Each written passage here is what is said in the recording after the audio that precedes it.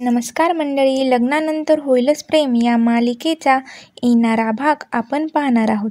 तर मंडळी, मानिनीला जीवा समजावत असतो की दादा शुद्धीवर यावा म्हणून काव्या हातावर जळता दिवा घेऊन उभी होती. देवी आईला प्रार्थना करत होती, दादा बरा होऊ दे म्हणून. तेव्हा बाबा हे मानिनीला म्हणतात, तुला अजूनसुद्धा वाटते का पार्थला काव्याविषयीचा निर्णय बद्दल पश्चाताप होईल म्हणून? तेव्हा मानिनी शांत बसते. तेव्हा नंदिनी म्हणते, आई तुम्ही आता काव्याविषयीचं मत बदलायला हवं. खरंच ती खूप चांगली मुलगी आहे.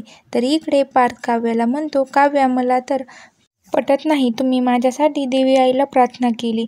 तेव्हा पार्थ म्हणतो, मी गेलो असतो तर तुम्हाला काय फरक पडला असता. तेव्हा मजाकमध्ये काव्या पार्थच्या गालावर चापट मारते आणि काव्या लगेच कान पकडते. तर आता मानिनी करू शकणार का काव्याचा पार्थची बायको म्हणून स्वीकार? हे पाहणं खूपच रंजक ठरणार आहे.